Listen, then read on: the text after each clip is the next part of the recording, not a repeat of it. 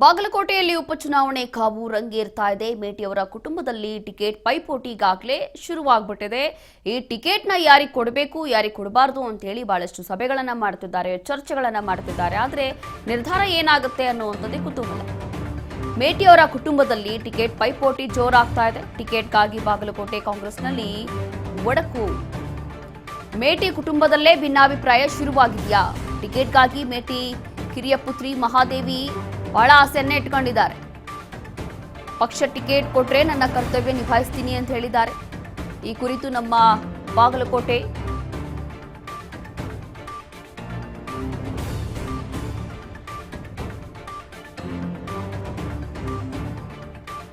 ಈಗಾಗಲೇ ಮೇಟಿ ಕುಟುಂಬದಲ್ಲೇ ಒಂದು ರೀತಿಯಾಗಿ ಅವರ ಕುಟುಂಬದಲ್ಲೇ ಗೊಂದಲ ಅಥವಾ ಭಿನ್ನಾಭಿಪ್ರಾಯ ಶುರುವಾಗಿದೆಯಾ ಅನ್ನುವಂಥ ಪ್ರಶ್ನೆ ಹುಟ್ಟುತ್ತಾ ಇದೆ. ಕಾರಣ ಏನು ಅಂತಂದ್ರೆ ಇಲ್ಲಿ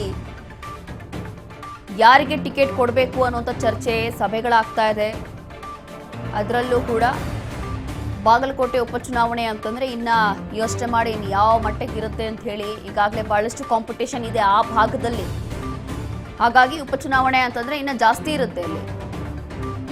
ಆದರೂ ಕೂಡ ನಮ್ಮ ಒಂದು ಫ್ಯಾಮಿಲಿಯಲ್ಲಿ ಅಥವಾ ಮೇಟಿ ಕುಟುಂಬದಲ್ಲಿ ಯಾವುದೇ ಸಮಸ್ಯೆ ಇಲ್ಲ, ಯಾವುದೇ ಗೊಂದಲ ಇಲ್ಲ, ಯಾವುದೇ ಭಿನ್ನಾಭಿಪ್ರಾಯ ಇಲ್ಲ, ಯಾವುದೇ ಕನ್ಫ್ಯೂಷನ್ ಇಲ್ಲ ಅಂತ ಹೇಳಿ ಈಗಾಗಲೇ ಅವರ ಕುಟುಂಬದವರೇ ಇದ್ರ ಬಗ್ಗೆ ಮಾಹಿತಿಯನ್ನು ಕೊಟ್ಟಿದ್ರು. ಆ ಥರ ಏನು ಸಮಸ್ಯೆ ಇಲ್ಲ, ಎಲ್ಲಿಗೂ ಕೂಡ ಒಂದು ಅಂಡರ್ಸ್ಟ್ಯಾಂಡಿಂಗಲ್ಲಿ ಹೋಗ್ತಾ ಇದೆ.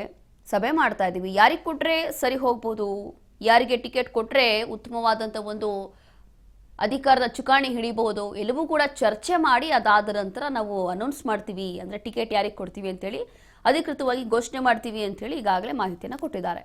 ಈಗಲೂ ಕೂಡ ಘೋಷಣೆ ಆಗಿಲ್ಲ, ಈಗಲೂ ಕೂಡ ಫೈನಲ್ ಆಗಿಲ್ಲ.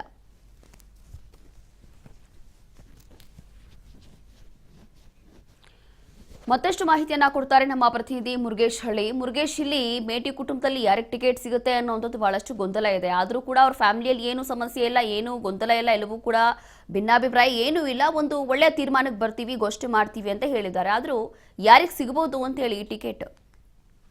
ರೋಷಿನಿ, ಈಗಾಗಲೇ ಬಾಗಲಕೋಟೆ ಮುಂಬರುವ ಏನು ಉಪಚುನಾವಣೆಗೆ ಸಾಕಷ್ಟು ರೀತಿಯಾಗಿ ಎರಡೂ ಪಕ್ಷದಲ್ಲಿ ಕೂಡ ತಯಾರಿಯನ್ನ ಮಾಡಿಕೊಂಡಿದೆ. ಅದರಲ್ಲೂ ಕೂಡ ಈಗಾಗಲೇ ದಿವಂಗತ ಮೇಟಿ ಅವರ ಕುಟುಂಬದಲ್ಲಿ ಇಬ್ಬರು ಪುತ್ರಿಯರು, ಇಬ್ಬರು ಪುತ್ರರಿದ್ದಾರೆ. ಆದ್ರೆ ಅವರು 4 ಜನರು ಕೂಡ ನನಗೆ ಟಿಕೆಟ್ ಕೊಡಿ, ನಾನು ಕೂಡ ನಮ್ಮ ತಂದೆಯವರ ಹಾದಿಯಲ್ಲಿ ನಾವು ಕೆಲಸವನ್ನ ಮಾಡ್ತೀವಿ, ಈ ಬಾರಿ ನನಗೆ ಟಿಕೆಟ್ ಸಿಕ್ಕರೆ ನಾನು ಸ್ಪರ್ಧೆಗೆ ಇಡ್ತೀನಿ ಎಂಬ ಮಾತನ್ನು ಕೂಡ 4 ಜನರು ಒಂದು ಅಭಿಪ್ರಾಯ ಆಗಿದೆ ಅಂತ ಹೇಳ್ಬೋದು.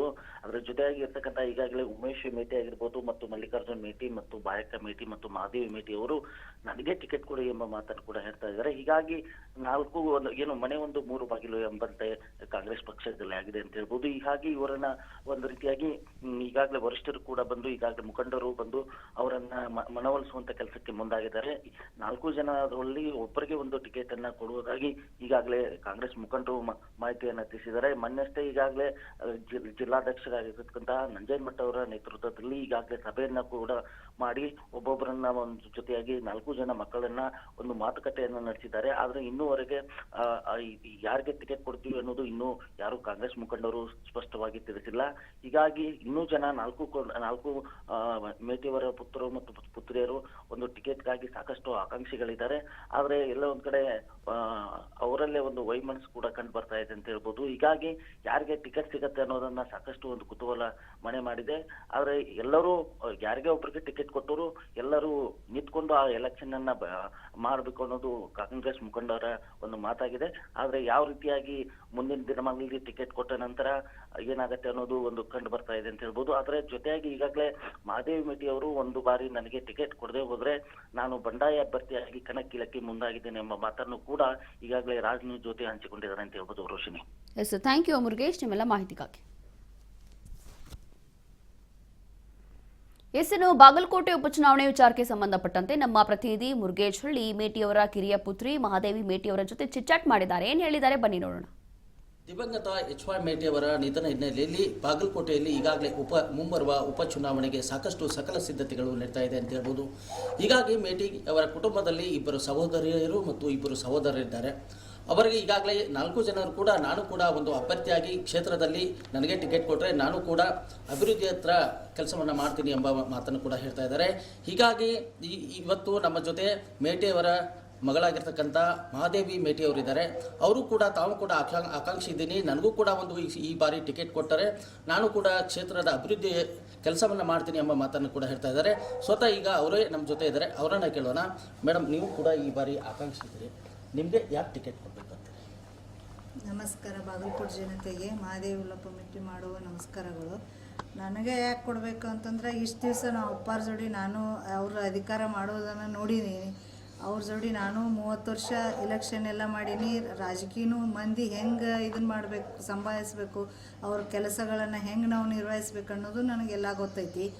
ಅದೇ ಥರ ನಾನು ಬಾಗಲಕೋಟೆಯಲ್ಲಿ ನಮ್ಮ ಅಪ್ಪಾರ ಕನಸುಗಳು ಏನೇನಿದ್ದು ಕೆಲಸ ಕಾರ್ಯಗಳನ್ನು ನಾನು ಅದೇ ತಿರಿ ನಾನು ಮಾಡ್ಕೊಂಡು ಹೋಗ್ತೀನಿ. ಬಾಗಲಕೋಟೆ ಜನತೆಗೆ ಇದೊಂದು ಸರಿ ನನಗೆ ಅವಕಾಶ ಮಾಡಿಕೊಡ್ರಿ ಅಂತಂದು ಕೇಳ್ಕೊತೀನಿ. ಈಗ ನಿಮ್ಮ ಸಹೋದರರು ಅವ್ರಿಗೆ ಟಿಕೆಟ್ ಕೊಡೋಂತಾರೆ, ನೀವು ಸಹೋದರಿಯರು ಅಥವಾ ನಿಮ್ಮ ಬಾಯ ಕಮಿಟಿ ಅವ್ರಿಗೂ ಟಿಕೆಟ್ ಕೊಡೋಂತಾರೆ, ಯಾವ ರೀತಿಯಾಗಿ? ನಮ್ಮ ಸಿಸ್ಟ್ರ್ ಆದವರು ಅವರು 3 ಮಂದಿ ನನಗಿಂತ ದೊಡ್ಡವರು. ನಮ್ಮ ಅಣ್ಣಾರು ನಮ್ಮ ಅಪ್ಪಾರ ಜೋಡಿ ಅವರು ಹಳ್ಳಿಯಾಗೆಲ್ಲ ರಾಜಕೀಯ ಮಾಡ್ಯಾರ, ಇಷ್ಟು ವರ್ಷ ಅವರು ಮಾಡ್ಯಾರ. ನಾನು ಇಷ್ಟು ದಿವಸ ನಾನು ರಾಜಕೀಯ ಬಂದಿಲ್ಲ, ನಾವು ಅಪ್ಪಾರ ಇರೋ ತನಕ ನಾ ಕೇಳಬಾರ್ದು ಅಂದ್ಕೊಂಡು. ನಮ್ಮ ಅಕ್ಕನೂ ಜಡ್.ಪಿ ಅಧ್ಯಕ್ಷ ಆಗ್ಯಾರ, ಅವರು ಅಧಿಕಾರ ಅನುಭವಿಸ್ಯಾರ. ಇದೊಂದು ಸರಿ ನಾನು MLA ಈ ಬಾಗಲಕೋಟೆಯಲ್ಲಿ ಮಹಿಳಾ MLA ಆಗಿ ಅದನ್ನೊಂದು ಅವಕಾಶ ಮಾಡಿಕೊಡ್ರಿ ಅಂತಂದು ಮಾಡಬೇಕು ಅಂದ್ಕೊಂಡು ನನಗೆ ಆಸೆ ಆಗೈತಿ. ಜನಸೇವೆ ಮಾಡ್ಬೇಕಂತೇಳಿ, ಬಾಗಲಕೋಟೆ ಜನತೆಗೆ ಸೇವೆ ಮಾಡ್ಬೇಕು ಅಂದ್ಕೊಂಡು ನಾನು ಬಂದೀನಿ. ಈ ಬಾರಿ ನಾನು ಕೂಡ ಒಂದು ರೀತಿಯಾಗಿ ಆಕಾಂಕ್ಷಿ ಆಗಿರೋದ್ರಿಂದ ನನಗೊಂದು ಈ ಬಾರಿ ಟಿಕೆಟ್ ಕೊಟ್ಟರೆ ನಾನು ಸಾಕಷ್ಟು ರೀತಿಯಾಗಿ ಕೆಲಸವನ್ನು ಮಾಡೋಕ್ಕೆ ಸಿದ್ಧವಾಗಿದ್ದೀನಿ. ಬೈ ಚಾನ್ಸ್ ಟಿಕೆಟ್ ಕೊಡದೆ ಹೋದರೆ ನಾನು ಬಂಡಾಯ ಅಭ್ಯರ್ಥಿಯಾಗಿ ಕಣಕ್ಕಿಳಿಯಲು ಮುಂದಾಗಿದ್ದೇನೆ ಎಂಬುದನ್ನು ಮಹಾದೇವಿ ಮೇಟಿಯವರ ಮಾತುಗಳು.